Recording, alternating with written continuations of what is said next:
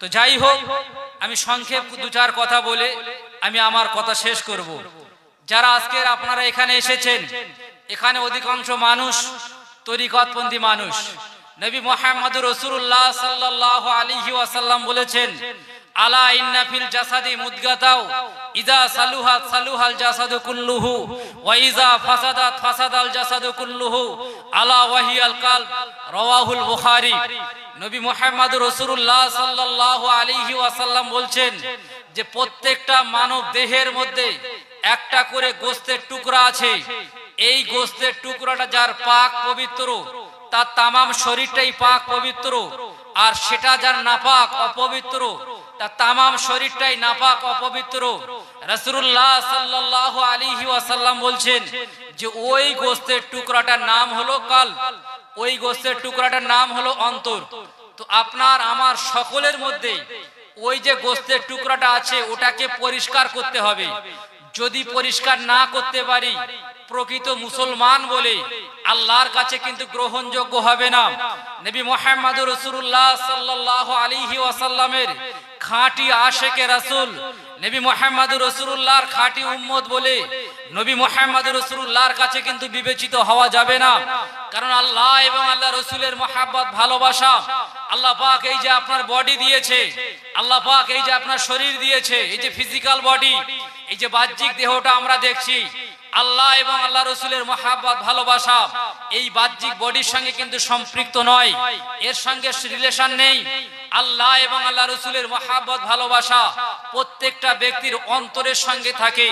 তো যে অন্তরে আল্লাহ এবং আল্লাহ রাসূলের মহব্বত, ভালোবাসা আসে, ওই অন্তরটা যদি নোংরা থাকে, ওই অন্তরটা যদি অপবিত্র থাকে, কখনোই কোনোদিন ওই অন্তরে, ওই কলবে আল্লাহ এবং আল্লাহ রাসূলের মহব্বত, ভালোবাসা কোনো দিনের জন্য আসতে পারে না, কোনো দিনের জন্য আসা সম্ভব নয়।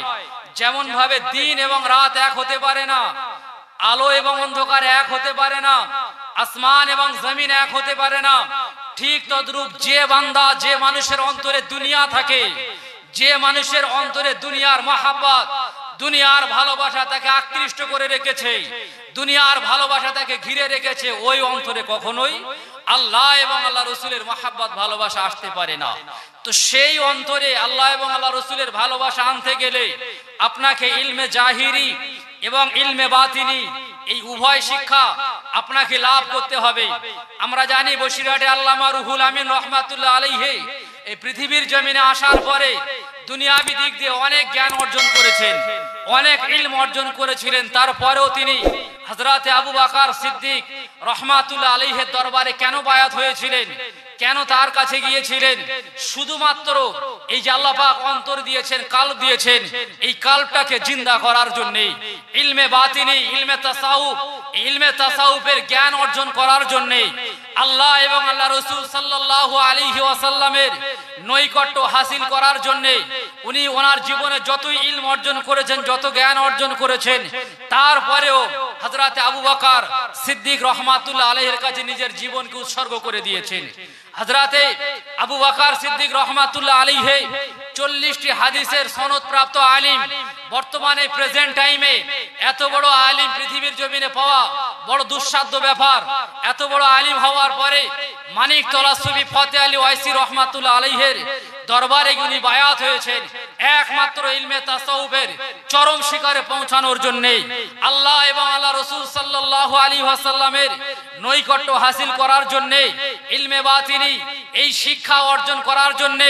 দুনিয়ার জমিনে দুনিয়াবি দিক দিয়ে বহু জ্ঞান অর্জন করার পরেও, এত জ্ঞান থাকার পরেও সব জ্ঞানকে নিচে রেখে দিয়ে ইলমে তাসাউফ, ইলমে বাতিনিকে অর্জন করার জন্য, আল্লাহ এবং আল্লাহ রাসূল সাল্লাল্লাহু আলাইহি ওয়াসাল্লামকে আপনার পাওয়ার জন্য, মহব্বত হাসিল করার জন্য হযরতে সুফি ফতে আলী ওয়াইসি রাহমাতুল্লাহ দরবারে দিনের পর দিন, মাসের পর মাস, বছরের পর বছর পার করে দিয়েছেন। আজকের দুনিয়ার জমিনের মানুষ আমরা আছি, আজকের আমরা যারা আছি, আমরা মনে করি যে এইগুলোর প্রয়োজন নাই। হযরতে আব্দুল কাদের জিলানী রাহমাতুল্লাহ আলাইহি পৃথিবীর যত আলেম আছেন, পৃথিবীর যত কোণে যত মানুষ আছেন, হযরতে আব্দুল কাদের জিলানী রহমাতুল্লাহ আলাইহির নাম সবাই শুনেছেন। ইনিও একজনের কাছে বায়াত হয়েছিলেন, যিনি হিন্দুস্তানের জমিনকে যিনি আলোকিত করেছেন। হযরতে খাজা মুঈনুদ্দিন চিশতি রহমাতুল্লাহ আলাইহি তিনিও একজনের কাছে বায়াত হয়েছিলেন, শুধুমাত্র এই অন্তরটাকে ঠিক করার জন্য, আল্লাহ এবং আল্লাহ রাসূলকে পাওয়ার জন্য, আল্লাহ এবং আল্লাহ রাসূলকে পাওয়ার জন্য। আজকের আমরা দুনিয়ার জমিনে বর্তমান সময়ে এসে আমরা অনেকেই এই রাস্তাটাকে, এই সিস্টেমটাকে আমরা ভুলে গিয়েছি। আমরা ভুলে গেছি, এই পথ থেকে অনেক দূরে সরে গিয়েছি, এই পথ থেকে অনেক দূরে সরে গিয়েছি। এই কারণে আমাদের সকলের উচিত এই সঠিক পথে আপনাকে আমাকে আসা, সঠিক পথে। পৃথিবীর যেখানে ভালো লাগে চলে যায়, কিন্তু কোন একজন হক হাক্কানি পীর মাশায়েখের কাছে আপনি বায়াত হয়ে যান, আপনি বায়াত হয়ে যান। কারণ আল্লাহ পাক বলছেন, ইয়া আইয়ুহাল্লাযিনা আমানুত্তাকুল্লাহা ওয়া কুনু মাআস সাদিকিন।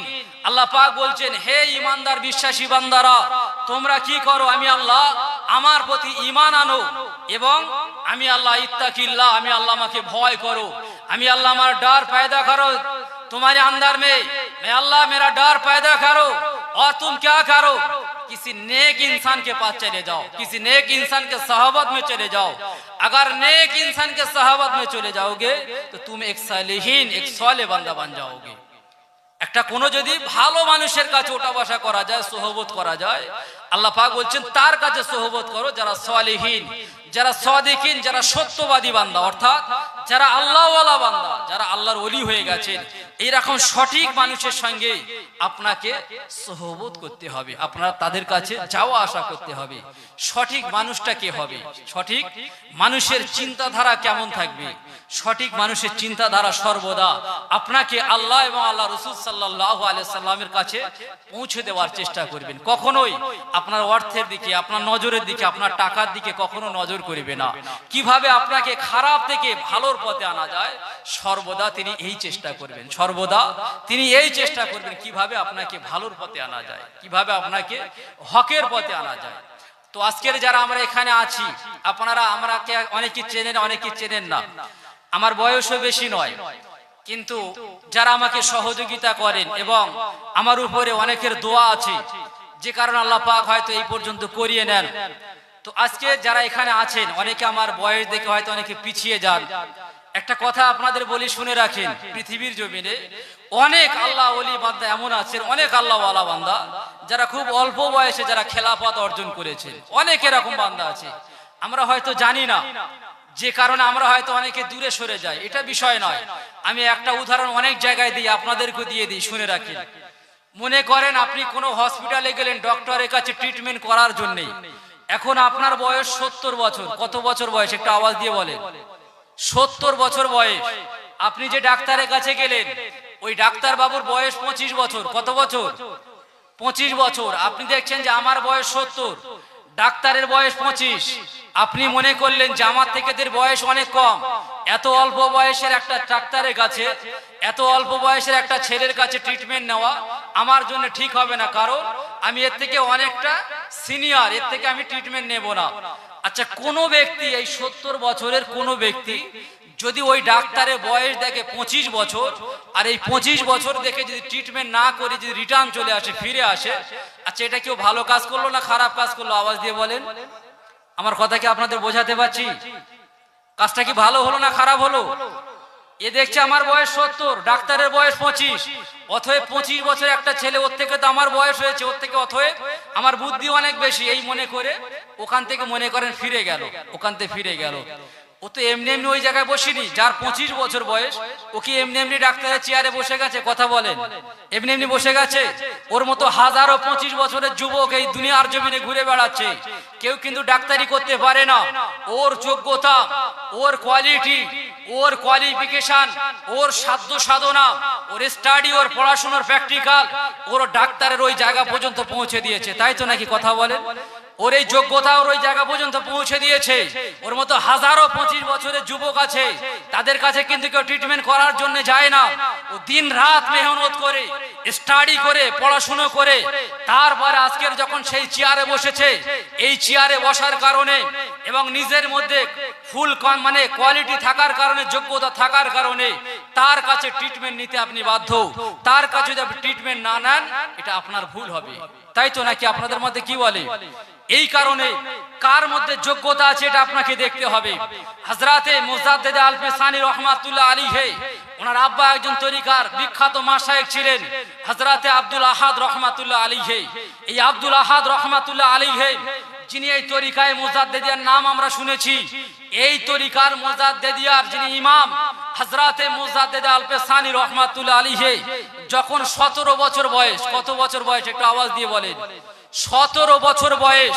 এই 17 বছর বয়সে হযরতে আব্দুল আহাদ রাহমাতুল্লাহ আলাইহি হযরতে মুজাদ্দিদ আল-ফিসানি রাহমাতুল্লাহ আলাইহিকে খেলাফত দান করে দিয়েছিলেন। জোরে বলুন সুবহানাল্লাহ। কত বছর বয়সে? 17 বছর বয়সে হযরতে মুজাদ্দিদ আল-ফিসানি রাহমাতুল্লাহ আলাইহি খেলাফত অর্জন করেছিলেন। অন্য কোন ব্যক্তি নন, যিনি এই তরিকায় মুজাদ্দিদিয়ার চরম শিকারে যিনি আছেন, যাকে বলা হয় ইমামে রব্বানি মুজাদ্দিদ আল-ফিসানি, দ্বিতীয় হাজারের মুজাদ্দিদ যিনি, দ্বিতীয় হাজারের যিনি মুজাদ্দিদ, সেই আল-ফিসানি রাহমাতুল্লাহ আলাইহিকে 17 বছর বয়সে খেলাফত দান করা হয়েছে। এরকম পৃথিবীর জমিনে অনেক আল্লাহর ওলি আছে, অনেক আল্লাহর ওলি আছে যাদের যোগ্যতা সেই জায়গায় পৌঁছে দিয়েছে, যাদের যোগ্যতা সেই জায়গায় পৌঁছে দিয়েছে। এই কারণে আপনাকে এটা নিয়ে ভাবতে হবে, এটাকে নিয়ে আপনাকে বুঝতে হবে যে পৃথিবীর জমিনে তো বহু রাস্তা আছে, বহু তরিকা আছে। যেদিন আপনি কবরে চলে যাবেন, যেদিন আপনি কবরে চলে যাবেন, যেতে তো সকলকে হবে, কুল্লু নাফসিন যায়কাতুল মউত, সকলকে দুনিয়া ছাড়তে হবে। যেদিন কবরে চলে যাবেন, ওই কবরে যাওয়ার পরে আপনাকে জিজ্ঞাসা করা হবে না যে আপনি ফুরফুরা করেছেন, এটা কিন্তু জিজ্ঞাসা করা হবে না। আপনার কাছে জানতে চাওয়া হবে না আপনি তাবলীগ করেছেন, আপনার কাছে জানতে চাওয়া হবে না যে আপনি আজানগাছি করেছেন, আপনার কাছে জানতে চাওয়া হবে না যে আপনি মরিচাই দরবার শরীফ আপনি বায়াত ছিলেন, পৃথিবীর কোন দরবারে বায়াত ছিলেন, তাদের সঙ্গে ওঠা বসা করতেন, কোনো কিছুই জানতে চাওয়া হবে না, কোনো কিছুই জানতে চাওয়া হবে না। ওই দিন একমাত্র আপনার অন্তরটাকে দেখা হবে, ওই দিন একমাত্র আপনার কলবটাকে দেখা হবে, কি করেছেন, কোন দল করেছেন, কিছুই দেখা হবে না। আহলে সুন্নাত ওয়াল জামাতের আকীদার মধ্যে আপনি ছিলেন কিনা, রাসূলুল্লাহ সাল্লাল্লাহু আলাইহি ওয়াসাল্লামের প্রতি আপনার মহব্বত, ভালোবাসা, ইশক আপনার ছিল কিনা, এই জিনিসগুলো ওই দিন আপনার কাছে দেখা হবে, ওই দিন আপনার কাছে দেখা হবে। আজকের দুনিয়ার মানুষ অনেকে জানে না, বোঝে না, একটা একটা কথা বলে দেয়। আপনি কার জন্য বলছেন? আপনি জানেন আপনি যার বিরুদ্ধে কথা বলছেন, ওই বান্দাটা যদি প্রকৃত আল্লাহর ওলি হয়ে যায়, ওই বান্দাটা যদি প্রকৃত আল্লাহর ওলি হয়ে যায়, তো নবী মুহাম্মদুর রাসূলুল্লাহ সাল্লাল্লাহু আলাইহি ওয়াসাল্লাম বলছেন, পৃথিবীর জমিনে যদি কোনো বান্দা, কোনো ব্যক্তি আল্লাহর ওলিদের বিরুদ্ধে লাগে, আল্লাহর ওলিদের বিরুদ্ধে কোন রকমের কটু কথা বলে, খারাপ কথা বলে, তো আল্লাহ পাক ওই ব্যক্তির বিরুদ্ধে জিহাদ ঘোষণা করে দেয়, যুদ্ধ ঘোষণা করে দেয়। আল্লাহ পাক ওই ব্যক্তির বিরুদ্ধে জিহাদ ঘোষণা করে দেয়। পৃথিবীর জমিনে এমন কোন পাওয়ার আছে, এমন কোন শক্তি আছে যে আল্লাহর সঙ্গে যুদ্ধ করে বাঁচতে পারবে, আল্লাহর সঙ্গে যুদ্ধ করে জিতে যেতে পারবে? কথা বলেন, আছে এরকম? কার জন্য বলছেন, কেন বলছেন, আপনি কি জানেন, আপনি কি জানেন, কতটা জ্ঞান আছে আপনার? আপনি একজন পীর মাশায়েখের সঙ্গে খারাপ কথা বলছেন। যদি মনে করেন একজন ছেলে মাধ্যমিক পরীক্ষা দেবে, মাধ্যমিক পাস একটা ছেলে, আচ্ছা এই মাধ্যমিক পাস ছেলের যদি কেউ মনে করে আমি ভুল ধরবো, ঠিক আছে কি ভুল আছে, আচ্ছা এর জন্য কি ক্লাস 4 পাস হলে হবে, নাকি তাকে 11 অথবা হায়ার সেকেন্ডারি দিতে হবে? কথা বলেন একটু। 11-12 ক্লাস পড়তে হবে তো, নাকি ক্লাস 4 হয়ে যাবে? কথা বলেন। তো একজন মাধ্যমিক পাস করা ছেলে যদি আপনি মনে করেন তার আমি ভুল ধরবো, তো আপনাকে অন্তত 11 অথবা হায়ার সেকেন্ডারি 11 অথবা 12 এই ক্লাস আপনাকে এই পর্যন্ত পৌঁছাতে হবে, তারপরে আপনি তার সম্পর্কে খারাপ ধারণা করতে পারেন। আপনি একজন পীর মাশায়েখের সম্পর্কে আপনি খারাপ ধারণা, ব্যাড কমেন্ট আপনি আপনার জবান থেকে বার করেন, আপনার মধ্যে কতটা কোয়ালিটি আছে, আপনার মধ্যে কতটা কোয়ালিটি আছে যে আপনি তার বিরুদ্ধে, তার শান, তার মান নিয়ে আপনি কথা বলেন। কবরে যেদিন যাবেন আপনি বাঁচতে পারবেন তো? কবরে যেদিন যাবেন পৃথিবীর কোন নেতা, পৃথিবীর কোন পাওয়ার আপনাকে বাঁচাতে পারবে তো? আজকের দুনিয়ার জমিনের মানুষ, সামান্য যারা লিডার আছে, সামান্য যারা নেতা আছে, তাদের কাছে যে যখন যায় নিজেকে বড় প্রাউডফুল মনে করে, নিজেকে বড় গর্বিত মনে করে যে আমি এর কাছে এসেছি।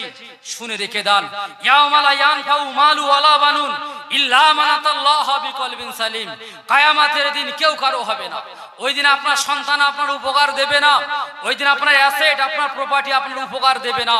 ওই দিনটা বড় কঠিন দিন হবে, ওই দিনটা বড় একার হয়ে যাবে, ওই দিনটা বড় অসহায়ের দিন হয়ে যাবে। ওই দিন মানুষ পাগলের মতো উম্মাতের মতো ঘুরতে থাকবে, ছুটতে থাকবে। ওই দিন মানুষের মনে হবে হায় আফসোস, আজ যদি কোন আল্লাহর ওলির কাছে যেতে পারতাম জীবনটা ধন্য হয়ে যেত।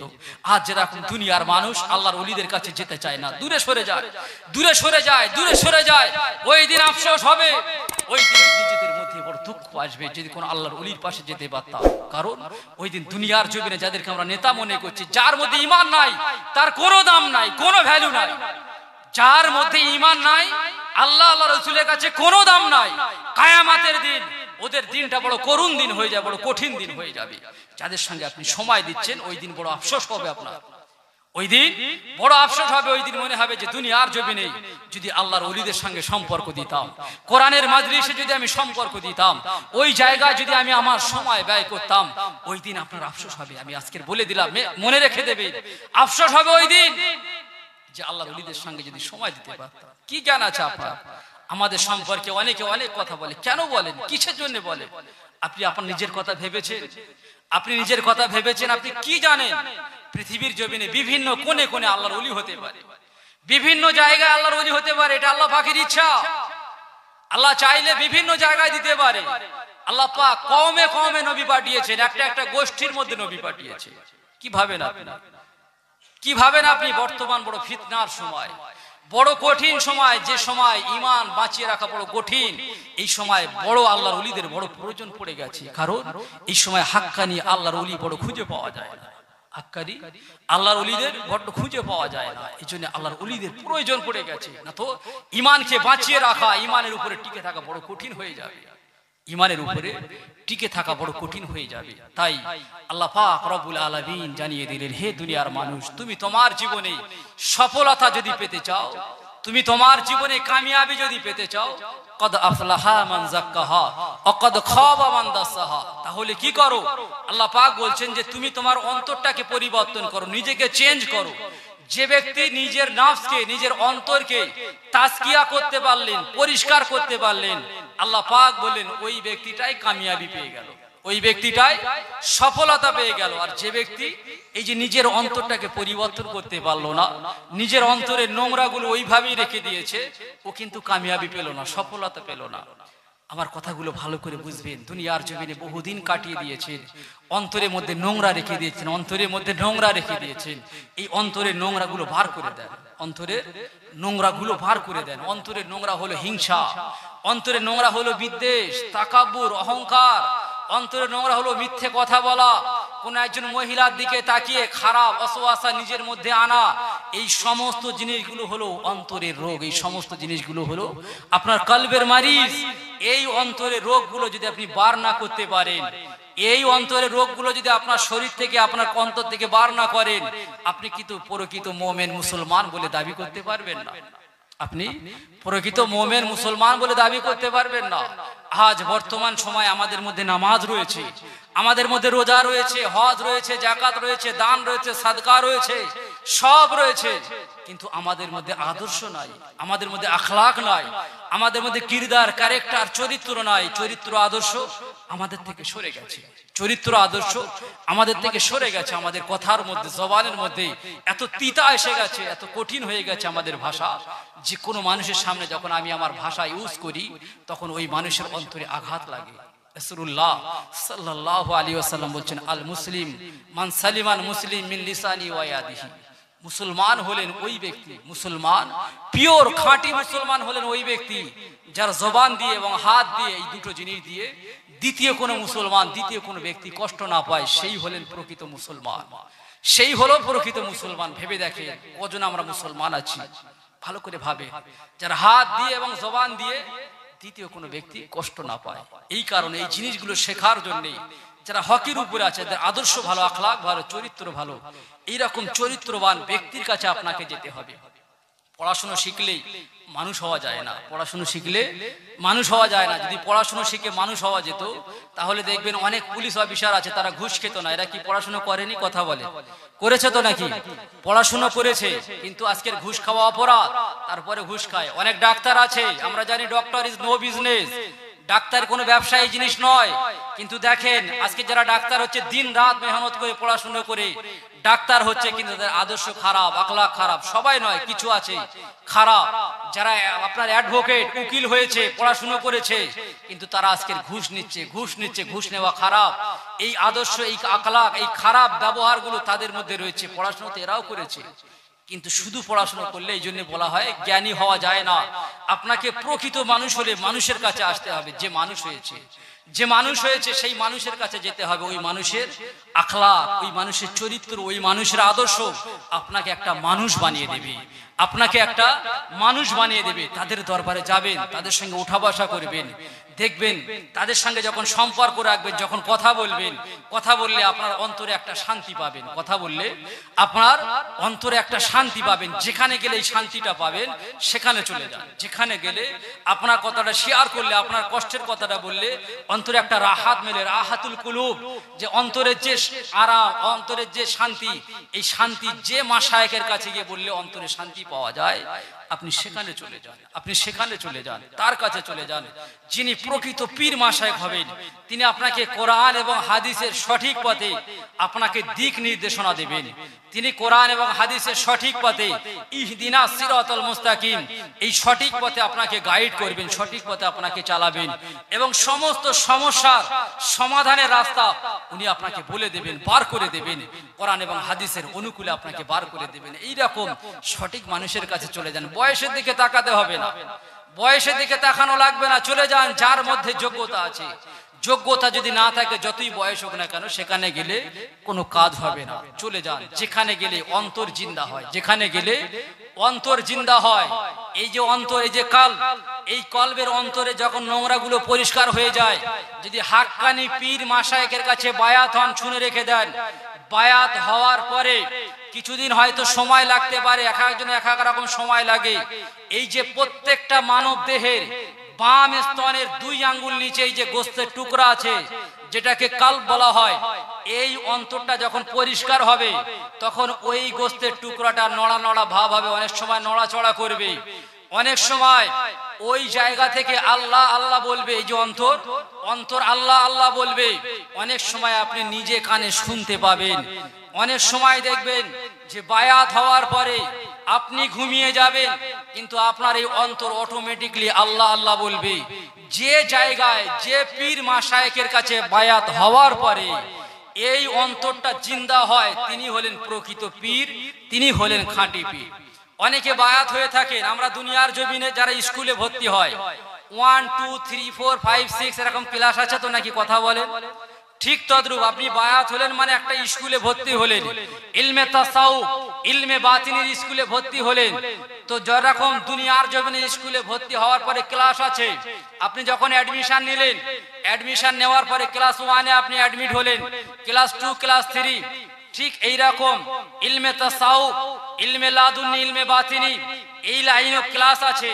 যখন আপনি বায়াত হবেন, আপনার সবক দেওয়া হবে কলবের মাকাম, এটা হচ্ছে 1 নম্বর ক্লাস। এরপরে আপনাকে সবক দেওয়া হবে রুহের মাকাম, এরপরে সির, খফি, আখফা, নফস, এরকম পরপর ক্লাস আছে। কিন্তু অনেক মানুষের সঙ্গে পরিচয় হয়, বায়াত হয়ে আছে, জিজ্ঞাসা করা হয় যে আপনি কোন মাকামে কাজ করছেন।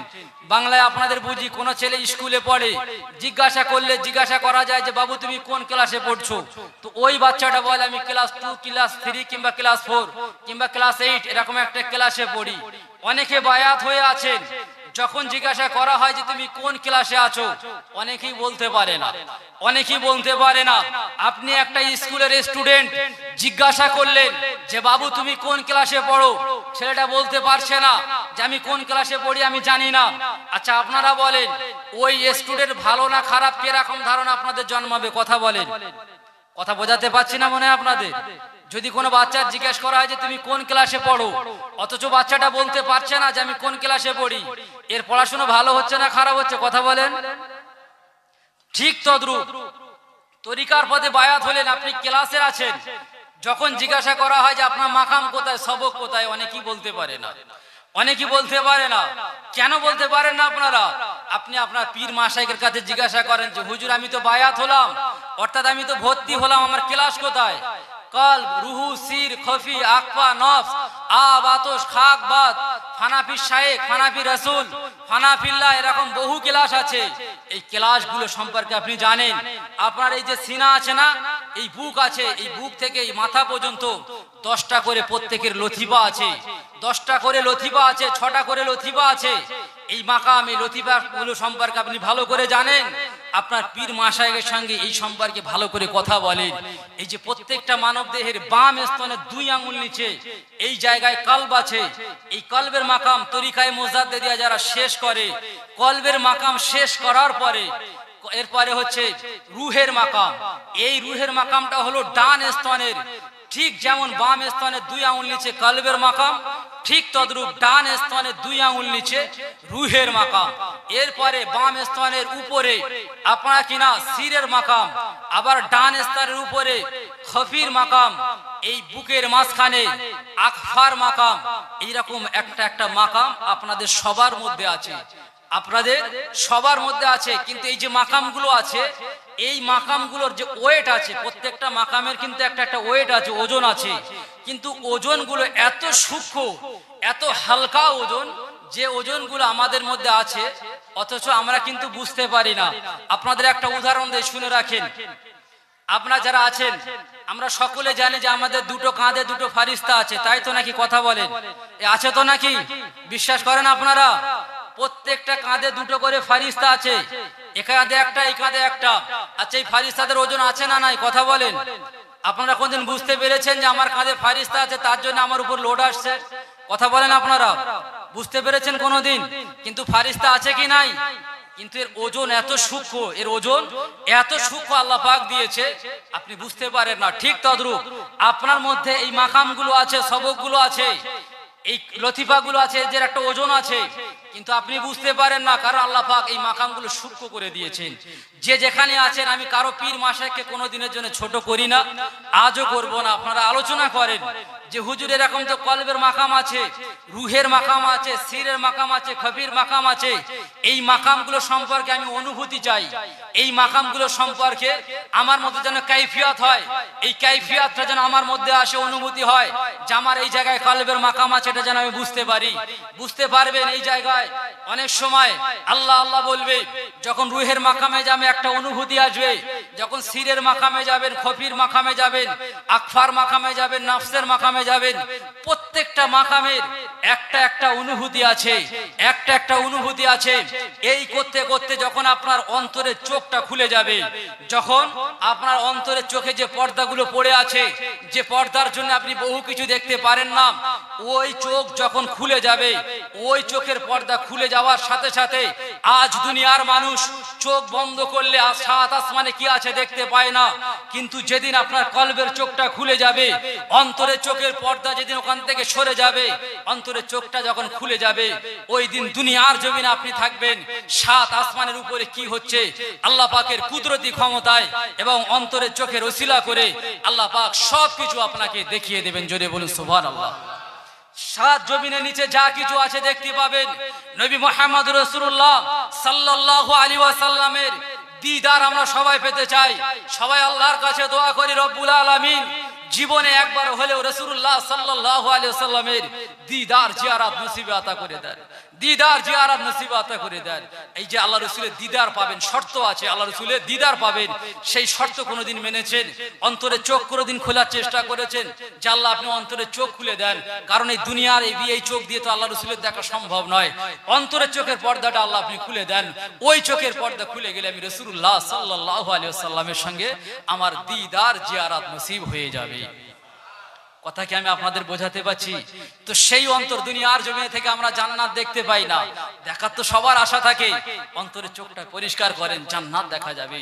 জান্নাতের নিয়ামতগুলো আল্লাহ পাক আপনাকে দেখিয়ে দেবে, জান্নাতের নিয়ামতগুলো দুনিয়ার জমিন আল্লাহ পাক আপনাকে দেখিয়ে দেবে। অন্তরটাকে পরিষ্কার করেন, অন্তরটাকে পরিষ্কার করেন। যেদিন অন্তরটাকে পরিষ্কার করবেন আর তারপরে যখন আল্লাহকে আল্লাহ বলে ডাকবেন, আল্লাহকে যখন আল্লাহ বলে ডাকবেন, আলা বিযিকরিল্লাহি তাতমাইন্নুল কুলুব, মহান রব্বুল আলামিন যিনি আমাদের ক্রিয়েটর, যিনি আমাদের বানিয়েছেন, আল্লাহ পাক বলছেন, হে দুনিয়ার মানুষ, শান্তি পেতে চাও, দুনিয়ার জীবনে পিস পেতে চাও, তুমি তোমার জীবনে শান্তি পেতে চাও, শান্তি কিন্তু দুনিয়ার কোনো জিনিসের মধ্যে নাই, শান্তি দুনিয়ার কোনো জিনিসের মধ্যে নাই। শান্তি একমাত্র আমি আল্লাহ আমার জিকিরের মধ্যে রেখে দিয়েছি। জোরে বলুন সুবহানাল্লাহ। শান্তি একমাত্র আল্লাহর জিকিরের মধ্যে আছে। কিন্তু আমরা জিকির করি অথচ কোনো শান্তি পাই না, তাই তো নাকি? নামাজ আদায় করি, স্বাদ পাই না, জিকির করি, স্বাদ পাই না, রোজা রাখি, স্বাদ পাই না, হজ করি, স্বাদ পাই না। কেন পাই না জানেন? কোনোদিন ভেবেছেন যে আমি তো নামাজ পড়ছি, স্বাদ পাই না কেন? আমি তো জিকির করি, স্বাদ পাই না কেন? কারণ আছে। এই কারণটা আপনাকে বাধা দান করছে, আপনি পারেন না। আমি অনেক জায়গায় উদাহরণ দিই, আপনাদেরকেও দিচ্ছি। আজকের আমাদের এখানে তাবারুক হিসেবে বিরিয়ানি করা হয়েছে এবং আমাদের বিশেষ করে কলকাতা ওয়েস্ট বেঙ্গলের মধ্যে সব থেকে ফেমাস ফুড হলো আপনার কিনা বিরিয়ানি। আচ্ছা, বিরিয়ানি খেতে ভালো লাগে তো নাকি? আপনি বিরিয়ানি খাচ্ছেন, বিরিয়ানি খেতে খেতে ওই বিরিয়ানির মধ্যে এই ধুলোবালি এক মুঠো আপনার গালে গিয়ে পড়েছে। আচ্ছা, যখন ধুলোবালি এক মুঠো আপনার গালে গিয়ে পড়বে আর বিরিয়ানি খেতে ভালো লাগবে? কথা বলতে হবে আপনাদের, ভালো লাগবে? তখন খারাপ লাগবে তো নাকি? আচ্ছা, এই যে খারাপ লাগছে এর মানে কি বিরিয়ানি খারাপ, না আপনার গালের মধ্যে ধুলো পড়েছে এই কারণে আপনার খারাপ লাগছে? কোনটা? ধুলো পড়েছে এই কারণে বিরিয়ানির স্বাদটাকে নষ্ট করে দিয়েছে। এই ধুলোবালি বিরিয়ানির স্বাদটাকে নষ্ট করে দিয়েছে। কিন্তু বিরিয়ানির স্বাদ আছে, এটা সঠিক, কিন্তু আপনার গালে ধুলোবালি পড়ার কারণে বিরিয়ানির স্বাদটা আপনি কিন্তু অনুভব করতে পারছেন না, তখন খারাপ লাগছে। ঠিক তদ্রূপ নামাজের মধ্যে স্বাদ রয়েছে, নামাজের মধ্যে স্বাদ রয়েছে। নামাজের স্বাদ আপনি অনুভূতি করেন না এই কারণে, নামাজের স্বাদ আপনি পান না এই কারণে, যেমন বিরিয়ানির মধ্যে ধুলো পড়ে যাওয়ার কারণে আপনি স্বাদ পাচ্ছেন না। নামাজের মধ্যে আপনি নামাজ আদায় করেন কিন্তু আপনার মধ্যে মিথ্যা রয়েছে, আপনি নামাজ আদায় করেন কিন্তু আপনার মধ্যে চকলখুরি রয়েছে, আপনি নামাজ আদায় করেন কিন্তু আপনার মধ্যে জিনা রয়েছে, আপনি নামাজ আদায় করেন কিন্তু আপনার মধ্যে ঘুষ রয়েছে, আপনি নামাজ আদায় করেন আপনার মধ্যে নিফাক রয়েছে, মুনাফিকি করেন। এই সমস্ত জিনিস আপনার নামাজের স্বাদগুলোকে দূরে সরিয়ে দিচ্ছে। এই যে নামাজের স্বাদ আছে আপনি যে অনুভূতি পাচ্ছেন না, এই কারণে যে আপনার অন্তরের মধ্যে এই খারাপ জিনিসগুলো রেখেছেন। এই খারাপ জিনিসগুলো থাকার কারণে আপনার নামাজের মধ্যে কোনো স্বাদ আপনি পাচ্ছেন না। দিন রাত জিকির করছেন কিন্তু স্বাদ আসে না। 5 মিনিট জিকির করলে মনে হয় 5 ঘন্টা ধরে জিকির করছি, মন বসে না।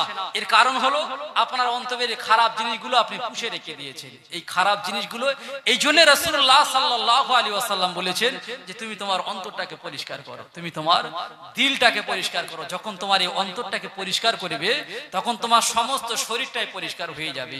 তো এই অন্তরটাকে পরিষ্কার করবেন কিভাবে? এই অন্তরটাকে পরিষ্কার করতে গেলে আপনার মধ্যে দুনিয়ার ভালোবাসা কম থাকতে হবে। 2 নাম্বার হলো আপনার জিকির করতে হবে।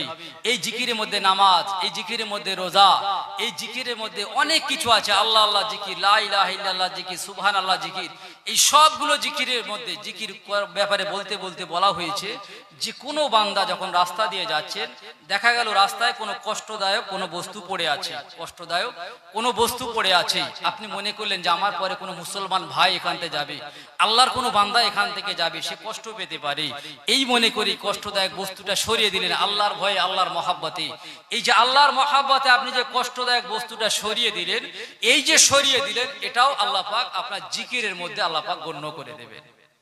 আল্লাহ আপনার জিকিরের মধ্যে গণ্য করে দেবেন। আর 3 নাম্বার হলো, এই উদাহরণ আমি বহু জায়গায় দিয়ে আপনাদেরকেও বলি, যে আপনারা গোস্ত দিয়ে ভাত খেলেন, মনে করেন প্লেটে চর্বি লেগে গেল। আমরা সবাই জানি যে এই চর্বিটাকে পরিষ্কার করার জন্য সার্ফের প্রয়োজন, পানির প্রয়োজন। এখন মনে করেন আপনি ভাত খাওয়ার পরে ওই প্লেটের উপরে সার্ফ বা পানি ঢেলে দিলেন। আচ্ছা, এই সার্ফ এবং পানি ঢেলে দেওয়ার কারণে ওই প্লেটটা কি পরিষ্কার হয়ে যাবে? কথা বলেন, পরিষ্কার হবে? পরিষ্কার হবে না। পরিষ্কার করতে গেলে আবার একজন ব্যক্তির প্রয়োজন, অর্থাৎ একটা ওসিলা দরকার, একটা মাধ্যম দরকার, যে ব্যক্তিটা পানি এবং সার্ফ দেওয়ার পরে এবার সে ঘষে ঘষে দেবে, ঘষে ঘষে দেবে। এই ঘষে মেজে দেওয়ার পরে তারপরে কিন্তু প্লেটটা পরিষ্কার হবে, তাই তো নাকি? আমার কথা কি আপনাদের বোঝাতে পারছি?